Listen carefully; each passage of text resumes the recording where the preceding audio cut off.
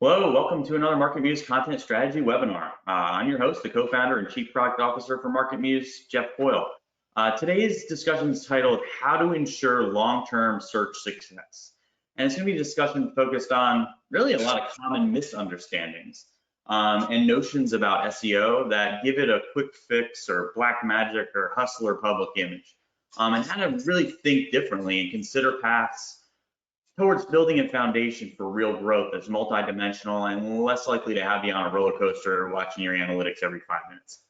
Before I get to our special guest today, a few housekeeping notes. Ask us questions usually it's on the right side of your screen in GoToMeeting. We'll get to them in line if they're directly relevant to our flow. If not, we're gonna answer them at the tail end. And if we don't get to those, we'll answer them in our AMA or Ask Me Anything in the Content Strategy Collective Slack community. So if you haven't already signed up for that, do that. At the tail end of this presentation, there's a link in case you don't already have that. The recording and notes will be sent to you in the next day or so. And while you're at it, we've got probably now about 50 of these content strategy webinars from amazing people like technical SEO superstars like Hamlet Batista, who I think just gave a speech for 4,000 people at Brighton SEO. Pam Didner for sales enablement, Andy Cresadina on SEO and content clusters, and all around brilliant folks like Kevin Indig and I talking about user intent profiles. If you go and download multiple ones of those recordings, shoot me a note at jeff@marketmuse.com and we'll set you up a content strategy session with me or one of my content advisory team leads. All right, housekeeping is all out of there. One thing I'll note is my guest webcam is not operating, so I'm going to be going off my webcam when we start our discussion. But now I'll intro him. He's the founder of InLeaf. But one thing that really makes him the ideal person for this specific discussion is because he's done it all. He's been in in-house. He's built and designed software for practitioners of search engine optimization and paid.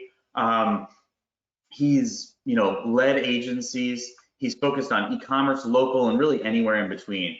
Adam Chronister, thanks for joining us today.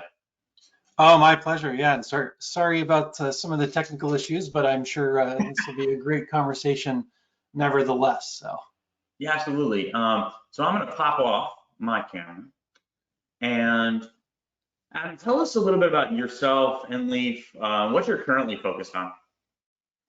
Yeah, so I guess a little background about myself. I've been doing digital marketing in one form or fashion for about a decade now.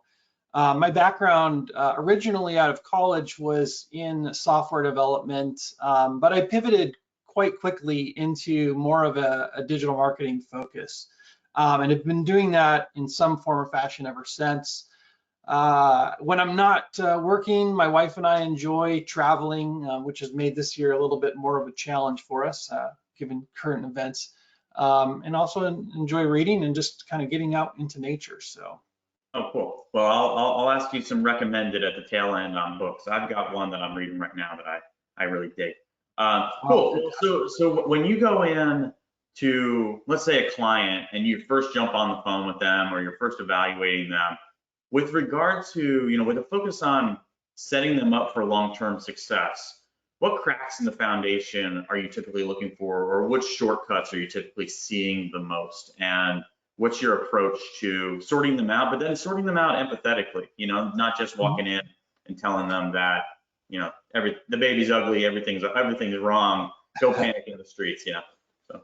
Yeah, no, that's a good question. So often the very first thing, and this is where my kind of web background experience comes into play, is I'm going to take a really close look at kind of their website infrastructure. And I tell people point blank, it's like, if I feel like you need a new website to accomplish your goals, I'm going to just come out and say it. And there's been other clients of ours where we've said, look, you've got enough of a base. Obviously, we need to make some changes and some tweaks, but we don't have to reinvent the wheel. So having that core framework, the place where you're driving all the traffic, if that's not in a good state, then it makes everything you do thereafter much more difficult. So that's the very first thing I'm going to look at, is that infrastructure and the framework. and work our way out from there. Yes, definitely something that is commonly missed. It's really some folks looking at the today to the future. And we always used to say you're not even going to get a chance to knock on the door if you've got structural problems, if you got technical SEO problems, if you got all those types of things. So I think that's really an important aspect of this. You know, one thing that we'll always look at is somewhat, and I'd be interested in your strategy here, is somewhat of a forensics audit. So we'll walk through what's the history of the site. Has it been migrated? Have you changed the common things that create problems? Have you changed CMSs? I know you do a lot of Shopify, WordPress, and CMS related strategic insights. So is that something that you think about, or like CMSs or platforms? Did it go from homegrown to standard or those types of things? Yeah, we pay a lot of attention to platforms. You mentioned the two that we're probably most involved with right now, and that's WordPress and Shopify. We do have clients on other platforms. I mean, we have clients on Drupal and a couple clients on Wix, unfortunately. But for the most part, if we're involved with the kind of the back end itself, then a lot of times those are the platforms we go off of. And luckily, we're in a position where we do have the opportunity to kind of start from the ground up. So one of the things I think that sets us apart from a lot of the maybe digital marketing agencies out there is we are the full stack. So a lot of clients come to us initially wanting a website, and then usually the conversation ensues into, okay, well, what do you want the website to do for you? You know, is it just an online portfolio? And ultimately, most people are like, well, we want it to generate traffic. So that's where we can talk about, a larger offering where let's have our in-house team build a website. It's got all of the structural integrity that you're going to need, and then tack onto that a marketing strategy that is really right and relevant for you. But yeah, we pay a lot of attention to platforms. I think probably our favorite as far as digital marketing goes is WordPress. It's still a very versatile platform. The reason that we're doing more Shopify these days is because it seems that there is some benefits to the user as far as usability. So if a client has a lot of SKUs, that's where we'll go into that maybe over a WordPress/WooCommerce platform. But I guess the key takeaway is that every project, every client is a little bit different. So from the code up to the digital marketing strategy, you can't completely cookie cutter everything you do. Hey, Adam, how are you? I think you probably noticed we had a little bit of an additional GoToWebinar technical issues, so I'm dialing in via phone today. Oh, how about okay. that? But no, those are great points. I could hear you. We're just having a little bit of some sound issues. So, but I think we're a-okay. We may want to connect to our next sequence. How frequently is it that you're hearing that content on their site to date and content planned for the next 3, 6, 12 months is based on data or based on some sort of long-term strategic goals versus just aspirational keyword research, that type of thing? I mean, for most of our clients, most of them are, and there are outliers, but I would say most of them are probably not even technically sound enough to even understand how strategic content works into the whole scheme. So we end up doing a lot of upfront education to kind of explain where content fits into the realm of visibility online. So most of the time with our particular client base, usually we're having to inform and educate on why all of this stuff is important. And sometimes we'll go into certain levels of minutia depending on the client's curiosity or interest. So honestly, a lot of times that strategy is on us to create and disseminate to the client. That's funny. It's one of those things where you forget, right? You forget that the content we have on our site, we have a maturity model for content marketing teams. But sometimes, when you're working in the in the weeds with teams who maybe they aren't coming to the table with what I like to call a culture of content. They already know it's going to be successful. So you're saying a lot of your clients aren't even in the, they're not coming to the table saying that, content will be successful for us. They're not even at that point. You're almost selling the concept of content. So. Right. So a lot of our clients are SMBs. So they're most of them don't have a decent grasp on a lot of the minutia that you and I are probably familiar with. I think from a cursory level, people understand, okay, I need a blog. But when you get into, okay, why do you need a blog? That's kind of where the understanding ends. And that's where we explain like, okay, you understand the blog is important, but let me tell you why it's important, and how that fits into, search engine visibility. So in our case, yeah, because of our kind of focus niche in the market, we end up having to kind of tell that story on behalf of our our potential clients.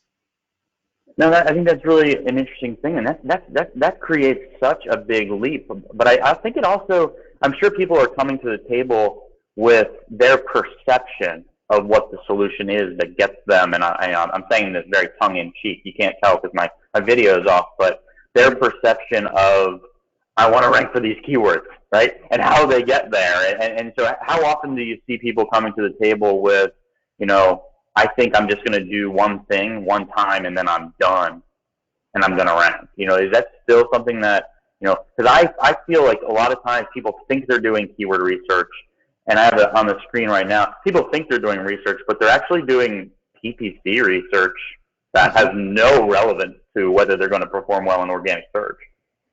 Yeah, it's still a challenge for us communicating that. I mean, we even run into clients that have a hard time really understanding the difference between organic ranking and paid.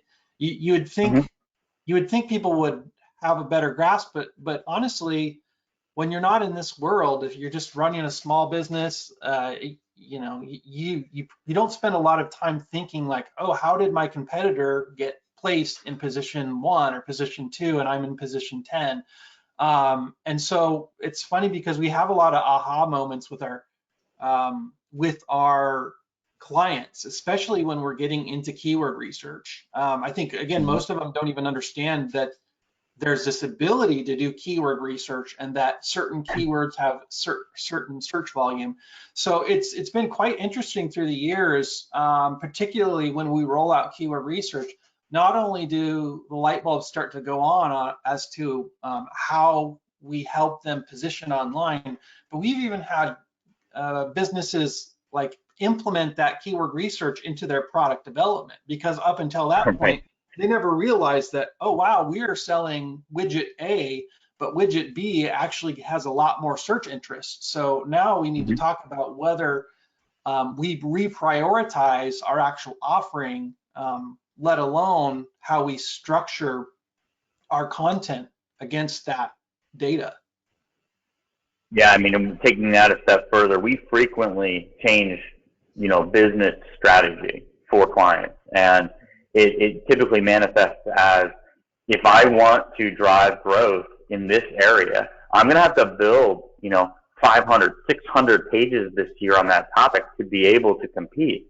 Whereas this other one, it's much more of a layup. Maybe it's 30 pieces this year to roll out and grow our authority. A lot of times we'll have teams say, we just can't invest, $150, $200, $500,000 in content on that topic. Let's lean into the other one, see if we can put more points on the board there and revisit this next year. That's a common thing that happens with us. And now, how does that connect to your how you transition these teams, maybe when they've done their first strategic, win with content, they're starting to realize that they need to, as a small business, they need to exhibit their expertise 10 times more than a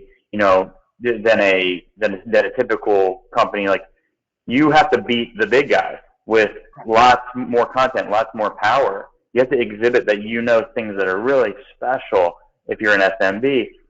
What do you do to even take that a step further and get into, things like natural language processing, things like topical authority, things like exhibition of expertise, and multimedia.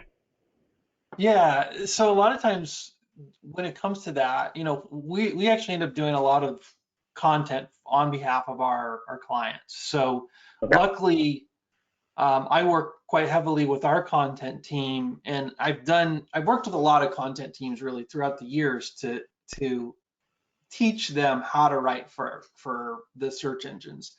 And I think that's the biggest challenge, whether you're working with your own team or an external team, is communicating that writing style. I often joke, but it's actually, ends up being more true than not.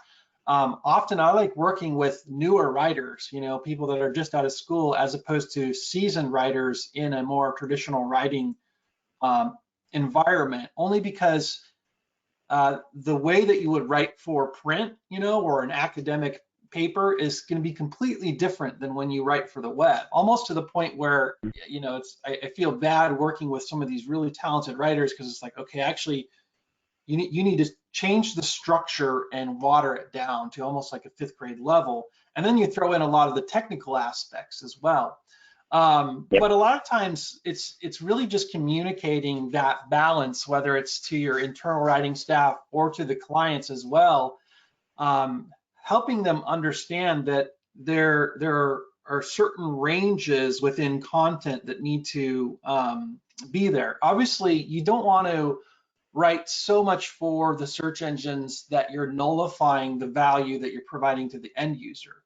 But at the same time, if you don't put the proper work into it, then you're never going to attract the traffic to get users there in the first place. So when it comes to content creation, especially writing for the web, it comes down to kind of a give and take between writing for the human and for the search, search intent. But luckily, things are starting to bridge that more and more. And that kind of gets into like natural language programming, or NLP. So essentially, the search engines are getting smarter at understanding and parsing context. And so there's tools out there. Google has an API, and they actually have a free tool that you can pop your content into. It will tell you how they understand the topic of the article. So it's a way for you to kind of discern what Google will understand, or what this artificial intelligence understands about search. Because we're really in the realm right now where AI drives most of those sorting algorithms. So the more that you can fit into that environment and understand it and know how to write around it, the better you're going to be in those search rankings. Yeah, and that's the fundamental of what we've been doing now for 6 years, is being able to assess what it really means to be an expert on a topic and how that maps to what you've already created, and doing it in an editorial, like you mentioned, it's that give and take, doing it in an editorially responsible way. The phrase I hate the most, actually I hate a lot of phrases, but one of the phrases I hate a lot is the phrase SEO content. Oh, it makes me just cringe whenever I hear it, because it's just this natural sense that by writing great content that's optimized, it's going to be low quality, or have the low perception of quality. And that's really the mission of MarketMuse, certainly, is to eliminate that dynamic where you think that if you're going to get advice from a search engine optimization professional, it's actually going to lower the quality, when really it's inspirational. I mean, you said it to me in the past. You're inspiring the writer to add a section that they maybe wouldn't have, or to build a link to that page that links to a new page that answers a different user intent. I think when you start writers thinking less about keywords and more about, hey, let's put our business's best foot forward, they get behind it more quickly. And I think that that's really connected to how you sell these SMBs, this vision. Right. Yeah. And going into that, just communicating how to take that content and making it so that it is engaging. We have a certain methodology that we put together that it's formulaic, but it's formulaic in that the objective of this writing outline is to help users continue down the path. Because Like Yep. honestly, most web content the majority of it is not read in its entirety. And so the longer that you can keep folks either on that particular piece of content or space and separate it so that it's readable and understandable, the better you're going to build into those user signals, which also impacts that ranking scenario. Right, and like you said, are you really getting that information from, a sorted list of search volume? No. I mean, No. you're getting that information by empathetically understanding what the user will want next, right? And so it's really user behavior. Yeah, exactly. The next 5 pages they'll want to read. And the cool thing about that, right, like you said it earlier, is that leads to them trusting that you actually know what you're talking about, right? If you're landing on that page and they're clicking on a link and they read another page that they like, well, now I trust this site. Now maybe that means I start to trust this company. And like, what research practices do you see that are still way off from achieving that type of outcome? Say that again. Like when you that's the outcome you want to advocate for. Do you see any research practices or ways of thinking that are still way off of getting there, or kind of even public image things in the public that people believe to be true? Yeah, I mean, kind of what you're alluding to is there. Yeah. I don't even. So whenever I preference to clients how we organize keywords, I like to emphasize the following. I essentially tell them that we are going to try to optimize your each page for a particular keyword, but I preface it with that saying, but above just a keyword, really what we're trying to do is a key thematic element. So I'm starting to move the way I describe the process away from a particular keyword, because that's just not how the search engines work anymore. I also share with clients a lot that while we have a particular theme, a particular emphasis that each page in our focus area is structured around, a single page can rank for many terms. So that's kind of where I'm careful to not feed into kind of older practices where you're just ultra focused on one particular keyword. Most people, many people in this industry have maybe gone and put out a piece of content, and lo and behold, it starts to rank for terms that weren't even on your radar, or maybe periphery to your primary. So I also try to de-emphasize the over focus on particular keywords with clients. So whenever we do keyword research, we're similar to what you have here on the screen. I'm providing a range, like, okay, this is the aggregate search volume, and we may rank in different positions for a combination of terms, but at the end of the day, what we're trying to get is not rank particularly for one single word or 2 single words, but an aggregate healthy visibility across a range of terms that all fit into that core theme. Because I think gone are the days where you can realistically rank quite easily for 1 or 2 terms. And even if you do, you put yourself at a lot of risk if that's where you're putting all your eggs. Yeah, I mean, absolutely. I think that's where I feel when you're speaking with somebody, it's pointing them to examples, right? A lot of times with small businesses or sites that are relatively new, they'll be homepage heavy as well. But where 90% of their traffic's going to their homepage. And it's ranking for all kinds of things because they've naturally developed authority based on their brand. And I think that's one thing I'll walk someone through if they're in that scenario is a query, and say, hey, when people search for this query, they land on your homepage. Are you satisfying that need? Are you giving them the content that actually responds to that user intent? No, we're landed on your homepage. Your homepage is all over the place. It's not focused on that one word. It's focused on your entire business. And so then they start to see, oh, wow, I'm actually providing my people who I would love to have as clients or love to read my publication. I'm not answering their intent. I'm not ending their search. I'm just giving them, more pain, frankly. I think that what you said is right on, that intent mismatch, where the page you have, you're ranking for lots of things, thousands, in some cases tens of thousands of things. What of those things isn't very targeted against that page? And I think that that's a really important thing. How do you prioritize, or how do you communicate how you will prioritize what you're going to write or what you're going to update and create? Yeah, so as far as the process, it's funny because I've been keeping it a little bit more organic than I used to. Some of the tools that we use initially when we're doing research is tools like Quora, because it's interesting because you can kind of dive into what people are asking about and answers. Answer the Public is a great tool. Google Trends, we still look at that data to see what's trending, and even things like course sites like Udemy. These are all great tools for identifying what people are looking for. So from a more holistic perspective, we'll use those kind of data points to figure out, okay, holistically, what is the market around a particular product or service looking for? And how do we write content that's engaging and in demand?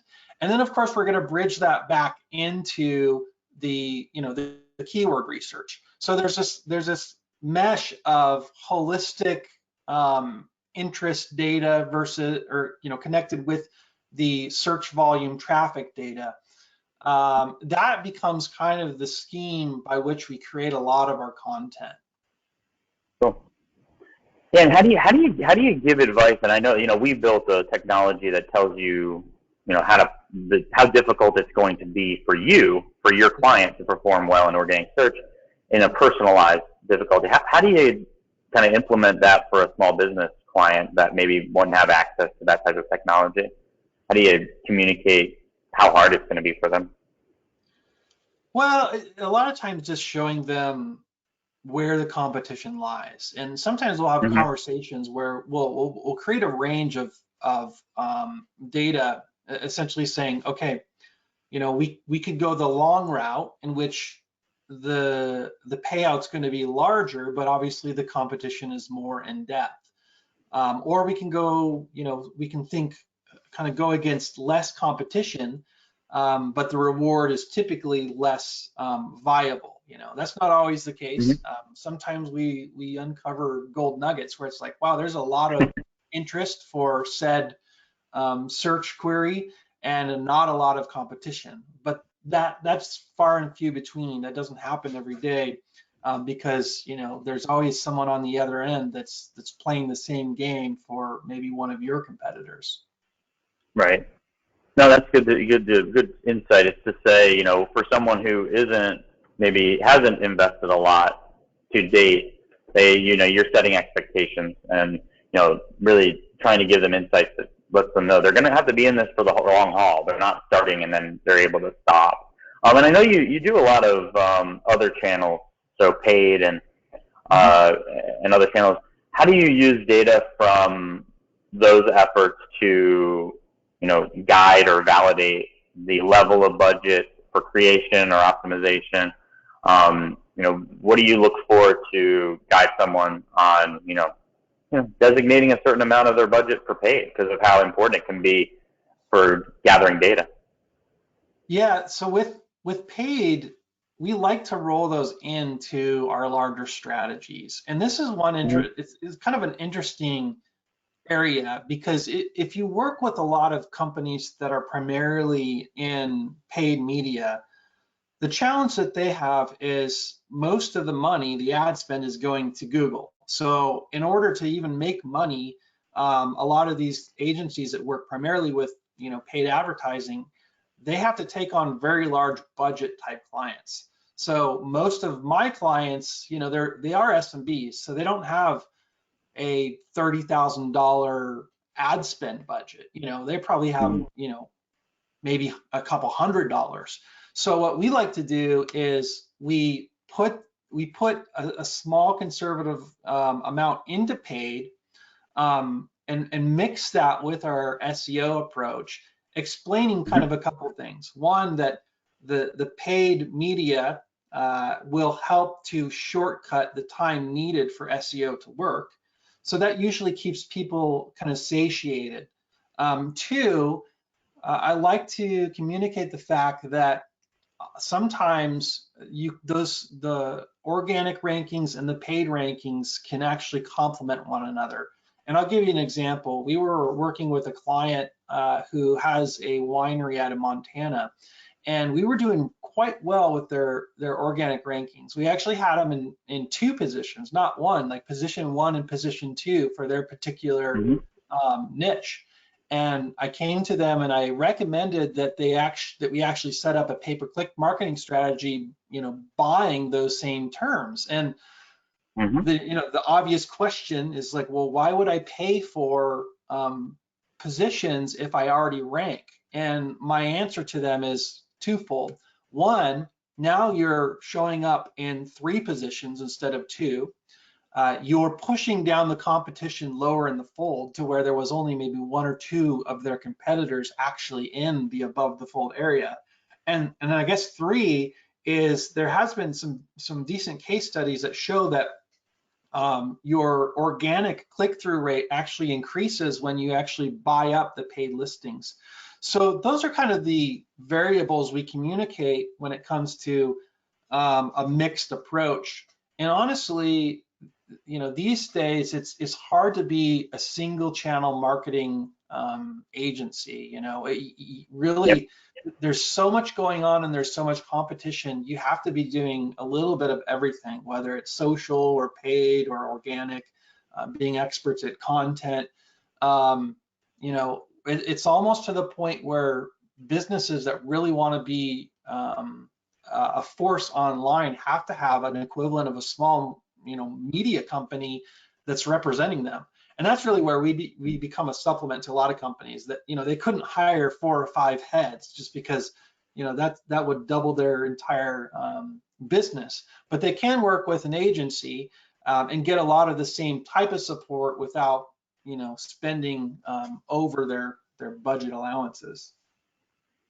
Yeah, I mean, you said a lot in that, but it's very aligned. I mean, the absolute truth is you will typically see a click-through rate growth scenario if you are buying as well as having that organic. Your total clicks acquired by that SERP will be higher. What we'll also be looking at, we got a question into the chat, and it was, did Google AdWords recent changes to publishing hidden queries change these types of strategies? And yeah, I know we could probably get into long distance. Maybe we'll cover that in the AMA because it makes it harder to do keyword research or topic research by just buying and then exporting that entire word list. But you can still do that to some extent. When you're getting insights about what's converting and what's not from paid, it can really help to guide what you should create on those same topics. Really understand who's actually finding that search result. Why are they there? Another thing it can do is help with intent mismatches. If your search result is aligned with one intent, you can buy traffic that goes to another intent and see if that collects both of your target personas. So I know that you were saying that it's a best of both worlds. It's a real estate play. It can also be a best of both worlds from a multiple persona marketing play. Right. So I think that's awesome insight. So the other question I had for you is, what are some ways you typically like to communicate the site structure? Like, how to align your content strategy, how to build for having great structures of content, making sure people can find your content on the site, and then, use that to empower your typical clients. Well, it's, really just having a somewhat flat structure. And so normally if we're building a site, we like to make sure that users don't have to click more than 3 times. So they don't have to go more than 3 deep inside the navigational structure. So that's really important. If you're building a website, understanding the importance of that structure can be really important. Really what happens when it comes to search is you have these search spiders that crawl your website. And there is this thing called a crawl budget, which means that if the search engines have to spend a lot of time crawling sites that are really deep down. Eventually, your crawl is not going to be as deep as you would like. Now, there's ways to obfuscate that. A good XML sitemap is one. One thing that we see a lot is that the non-inclusion of your sitemap link in your robots.txt file. And that's a lot of lingo that's might throw some people off, but if you do a search for sitemap in robots.txt file, you'll get a better understanding of what I'm talking about. Essentially, there's this hidden file in most websites called a robots.txt file where you can orchestrate what you want the search engines to crawl and not crawl. Most content management systems have pages that you don't really want in the index. Author pages, your login portal, you name it. But one of the things you can include in there, and that you should include in there, is the link to your sitemap. And the reason that that's important is the search engines look at that file before they ever crawl your site. So they're able to look at that sitemap, and actually it can lessen up the kind of the load required for that. And another thing that we do that maybe seems counterintuitive, but we also still like to include HTML sitemaps where relevant. Although it may seem redundant or kind of old school, we've done a lot of studies with that, showing that that can be still helpful and impactful.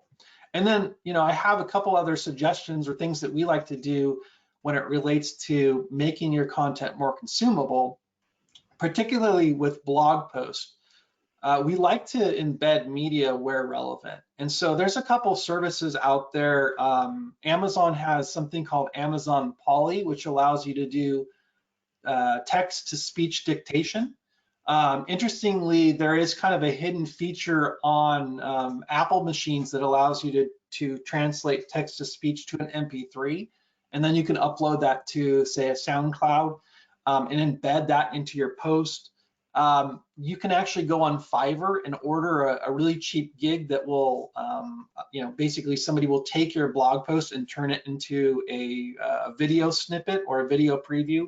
So those are things and little tricks that we like to implement in content because it gives people different ways to engage with the content. I mean, the text to speech is kind of interesting because sometimes people will start to read and then maybe they'll decide they want to listen to it or they want to get a sense and they'll play the video. So whatever you can do to retain that that usage on your page, it's going to go back to building those user signals, which then goes back into the ranking of your particular page or website.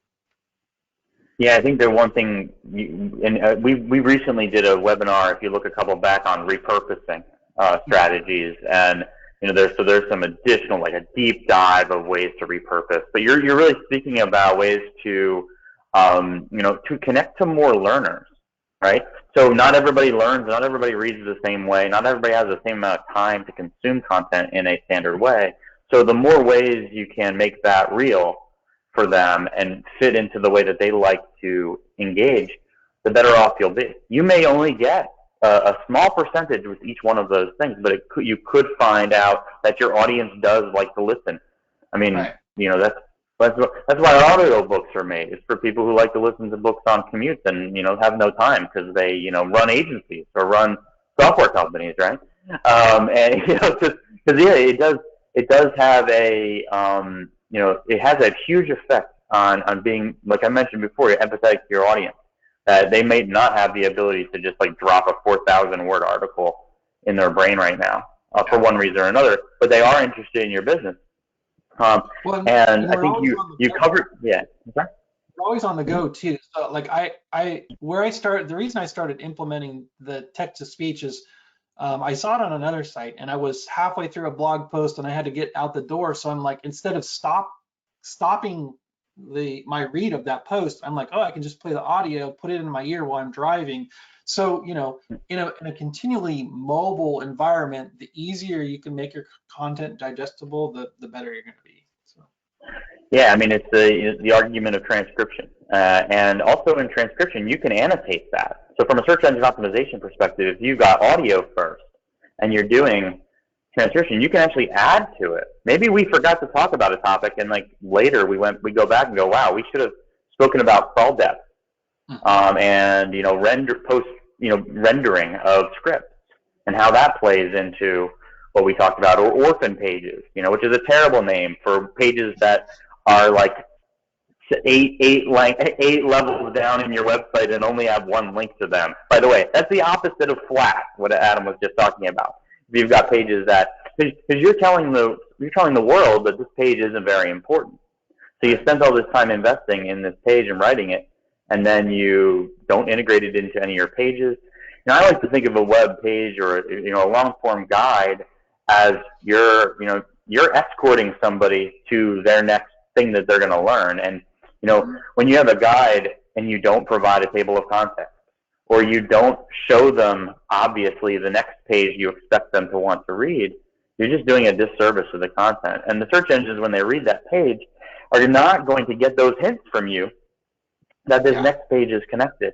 And I think this image on the screen really represents that. It's there's not one way to skin a cat with site structures.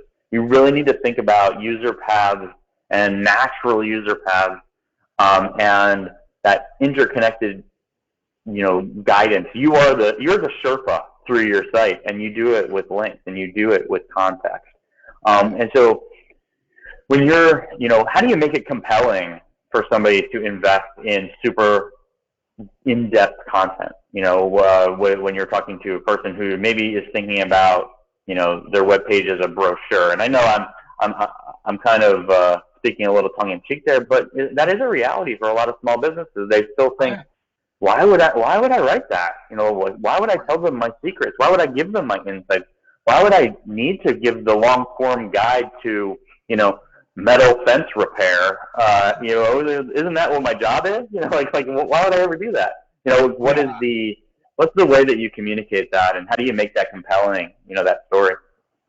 Well, I sometimes use my own experience, and I've had that conversation many a times with clients. I mentioned the winery, so they have these. What they specialize in is in mead, so they have these mead making kits. And my recommendation to them was like, even though people can buy the kits, why don't you tell them exactly how to do this? And the obvious question is like, well, then won't they do it themselves? And another case is fairly similar. We were working with an HVAC company, and I was recommending that they put together a guide on how to fix your HVAC system. And the guy's like, well, then they're going to do it themselves. And I'm like, trust me, you're going to have two kinds of you're going to have the people that are like, oh wow, this is how to do it, and they'll never get around to it because it's too overwhelming. Or you'll have the other people that may start and get 10% and be like, okay, I'm not doing this. So I've had that conversation numerous times, usually when I explain it in a way that they can understand, it makes sense.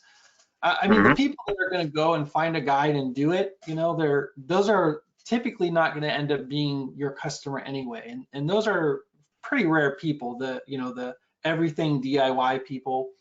The other example I like to give is, changing the oil or fixing my car.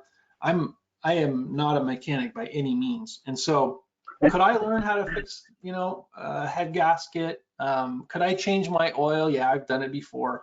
But my time is better spent elsewhere. And that's the case with, 99% of people out there.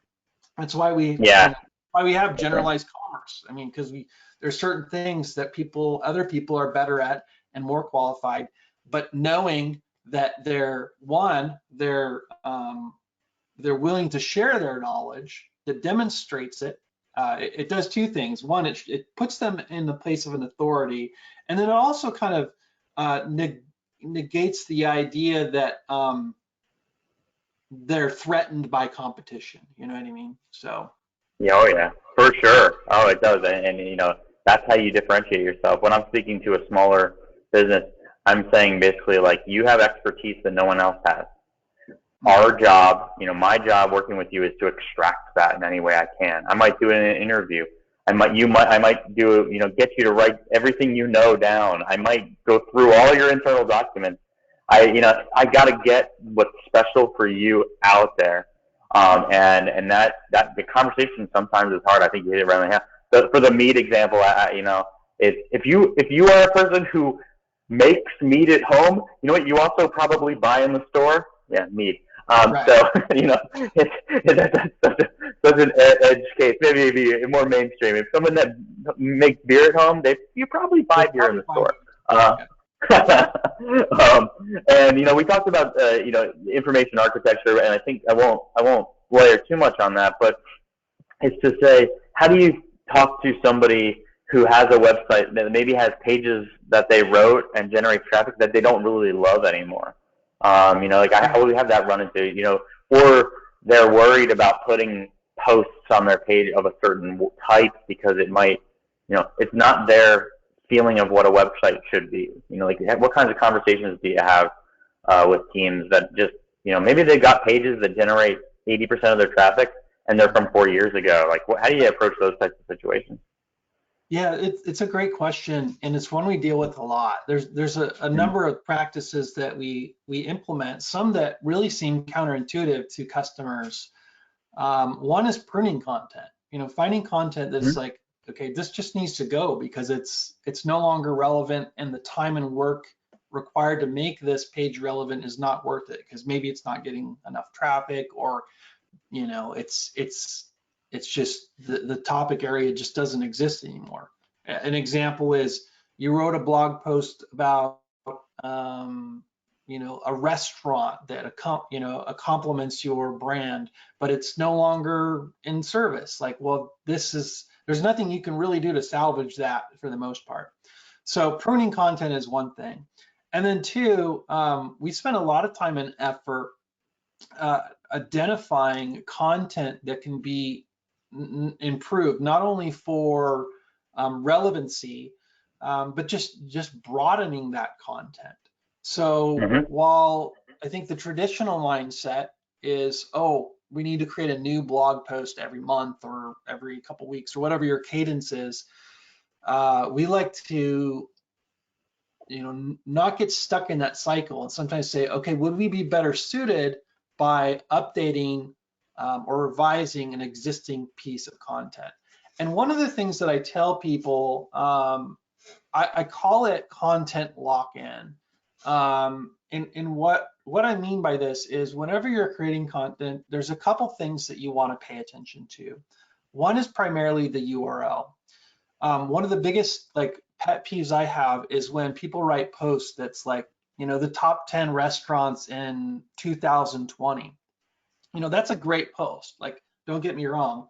But what happens if you make that the URL or you put 2020 in there, then when it comes time to update it in 2021, what happens? You have to break that URL. Yes, you can do a 301 redirect, and according to Google, 95% of the authority gets passed, but that takes time, and sometimes it's not 100%. So I also tell people, be careful not to do content lock-in, meaning make sure that your URLs are fairly generic so that you can use this piece of content for years down the road. And then also going back and looking at content to say okay, using that restaurant example, we highlighted 10 restaurants 5 years ago. Well, 2 of those have gone out of business. 1 has changed their menu. So now I'm going to go back through and I'm going to add 2 new restaurants and I'm going to update that blog post. And now all of a sudden it's relevant and its ability to be crawled in the search engines is much more viable. And so there's this idea that content does start to wane in certain examples. And we've actually been able to take content that got good traffic maybe a year or 2 ago, but started to wane, revise it, and then see that traffic double. So don't always think about new content when there's also existing content that can be improved upon. Yeah, I mean, you're telling our story, right? I mean, one big thing with us with MarketMuse is identifying what pages need to be updated and at what priority, and giving you the path to updating them. So yeah, I mean, you're telling our story. The one cool example you used was if something is dated or if something is truly temporal. in that 2020 example. And yes, you've got to plan ahead. If you're going to make something temporal, plan ahead for what if it is a huge success. And there are techniques. One of them is, you can actually flash content or flip content off a page and do it in an appropriate way. But really plan for that universal page and plan for those date archives, because it may be relevant that you have the 2016 guys and the 17, the 18, the 19, the 20, and then you have a current one. Right. Your current one, you may put a placeholder page for the 20. You may start to establish relevancy with the 21 and then just move that content around appropriately. But yes, if you lock in and then you rely on a 301, you can create problems, not just because of link value degradation. You can create problems with semantic information that page once gave to the world because you're changing content on it. So yeah, be thoughtful when you have temporal content on your site. One strategy we use is to add backgrounder to temporal pages, especially when it's news related, and integrate it into the other pages of your site. Another one is, like I mentioned, an appropriate date archival and flashing strategy, and both of those things can be winners. Awesome ideas to throw out there. Something to think about when you're looking at your site, looking at your traffic graph. A good takeaway for you. A good takeaway. Mm-hmm. We worked with clients, like some of the problems that we see around this is, take holidays, or we have a client that would focus on events, and the event would come around every year. And when we were digging through their content, I'm like, okay, you have 3 separate posts on this same event. Every year you'd create a brand new post. So we had to kind of explain, like, instead of doing that, every year, put something in your content calendar that you're going to update this existing post. So instead of having, 3, say, 500 word blog posts, you have this larger, more in-depth content piece. So not only is it beneficial from an SEO perspective, but even from just a time management perspective. Yeah, and the answer is going to always be both in there, because you can customize, right? You want to do one that's now, you want to do one that covers all your all the components, all the sponsors, all the speakers, depending on the type. And then you also potentially have that archival element, because somebody may want to look up who spoke at, Adam Con 2017, and they should be able to have that point of reference. And so there's a lot there, and so it's just thinking critically of your site as a point of reference, as something that's educating, as something that's putting your best foot forward. And I think a lot of times people start to just forget that it's not just a newspaper. You're not just publishing a blog to publish a blog. You're actually creating user experiences. And I think that goes to another topic that we wanted to cover, which is local. Local is very different. How do you think about the ways that it's the same versus the way that it's different? Well, the way that local is the same is the way that a lot of these algorithms are the same. And it all goes down to engagement. I don't care if you're talking about, Google My Business listings, search engine optimization, social media marketing, YouTube. At the end of the day, the one thing that unites a lot of these algorithms is engagement. So if you can dial in and attract the right engagement on almost all of these channels, it's going to give you some points in the overall scheme of things. So if you start there, you think, okay, what would engage people to, click on my maps directions, or click on my maps listing versus, a competitor if it comes up into search. That's a good starting point. So that's what unites a lot of those things. The biggest difference, I think, when it comes to local SEO is, the first part of the term, and that's the locality piece. So a lot of local SEO does play around, a radius. Now, there are some tips out there, probably too much to go into in this webinar, where you can actually kind of expand that, and that gets into, manipulating or taking advantage of content and other avenues to increase engagement. So there are ways to broaden that radius, but that's one thing that's really different in local is there's a radius component, and we have to have that conversation quite a bit with clients, because it's like, oh, I didn't see my map listing come up, and then we have to pull it in an aggregate tool that's not dependent on that radius to say, okay, well, here is your coverage. So there's a lot of communication to clients on that as far as how that all works, so that they don't just blindly take what they see in the results and interpret that as their actual results. That also falls into just organic SEO too, helping people understand that the web is becoming more and more customized. So whenever it comes to analysis, we have to parse data that's a little bit less customized and more aggregate to get a good idea of what's really going on.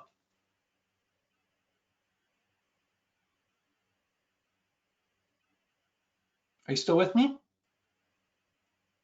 Yeah, there are keyword research solutions that allow you to customize for locations and look at SERP features, search engine result page features. Does this have a map in certain locales? Does it not? And optimize for that. So I think that's great insight. I think the one thing I'll mention on local is, your content needs to answer the question why you're relevant to that location. It's not just because you service that location. So if you're trying to solve this problem with 10,000 landing pages that all have city on them, still, you're in deep, deep trouble. It's not going to work unless you're in an ultra low competition zone. You really got to write content, tell the story you're an expert, and you've got to tell the story that you're connected to that area. This is so important in insurance, in legal, in service providers. HVAC's a great example. It's,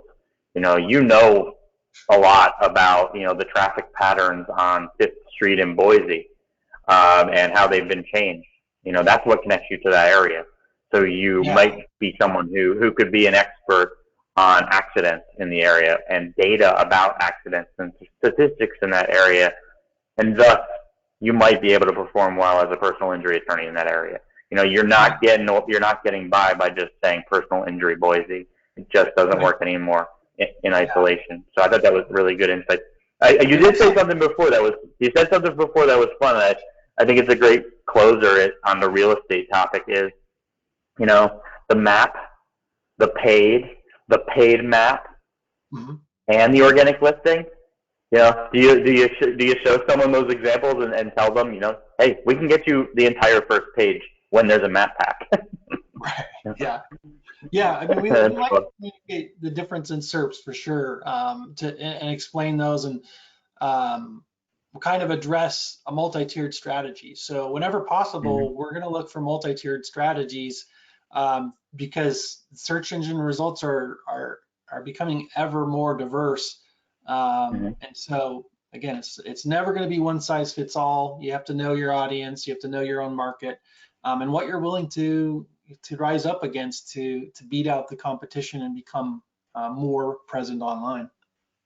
Awesome. So I think the good takeaway is we've got about 7 or 8 more questions that have come in. We are out of time. And we're going to do these in the Content Strategy Collective. But if you're just going to leave now, check out MarketMuse, check out Leaf. He'll give you a quote for some custom research. Check him out on social media. But also free MarketMuse Pro 1 month on the homepage. Sign up. A lot of the things we're talking about, we've automated today with our technology, and we can really, really accelerate your content creation workflow. So if you're, thank you again, Adam. It was really awesome. I think we've got a lot of great questions that are going to be coming in to the Slack community, and I had a really great time. And if you have one takeaway from Adam's discussion, if you're not accounting for SERP features in your research, you're in trouble right now. So hopefully that's something that you can add. And Adam, thank you for showing us, the ways that we can build for our clients and our own future, so that we're not just doing tricks. Thanks. My pleasure. Yeah. All right. Cheers.